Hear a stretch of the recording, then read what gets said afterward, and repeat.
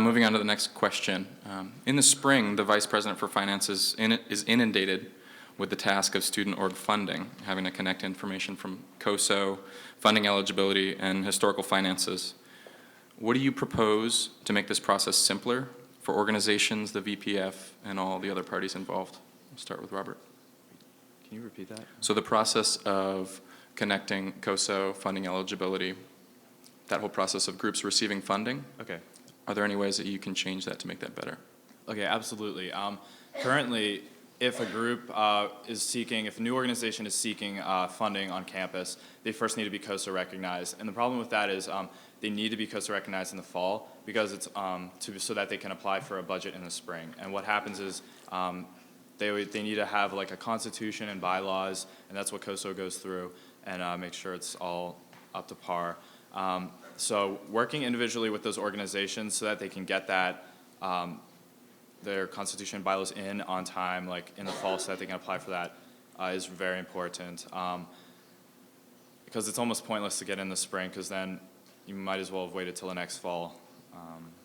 But I also see there's a lot of change that can happen with the COSO in general, and that can be looked into more.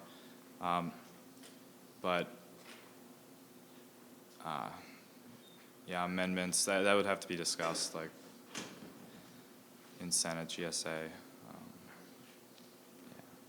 Actually, to correct Rob, in order for in order for an organization to receive JFC funding in the spring, they had to be COSO recognized the spring before. So for all organizations, all they do in the fall, other than updating their constitutions and things like that, is that they're saying that they want to be considered for a JFC budget. Assuming that almost every organization is going to want free money, we actually already pretty much know in the fall which organizations are going to want budgets for that year.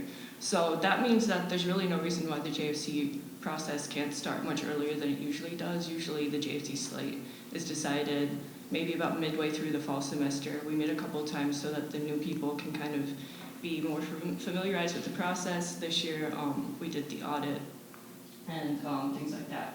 But what I propose is starting even earlier, as early as the beginning of the fall semester, recruiting people to be on the JFC and then giving the JFC reps that time for the rest of that semester, both to be educated on how the JFC works, so that once we start the actual budget review process in the spring, everyone knows what's going on, they know the exact process that we're going to go through. And also take that time in the fall to start at that time in the fall, they would already be assigned the groups that they will be representing, and they will have that time to build actual relationships with the groups, because I think one of the biggest challenges for the JFC reps in the fall is that you have about a 2-week period to meet with about 16 or 20 groups, and most of them are probably going to be people you don't know. It's hard to get in touch with them. People are busy, things like that. So if you have an entire semester before that to already get in touch with them, attend a couple of their meetings, really begin to understand what this organization is all about, then I think that will make the process 10 times more productive and fair to everyone once we get to the spring. Okay. That was a little bit of a long response. Did you have anything else you wanted to add, Robert? No, not on that. Okay, that's fine.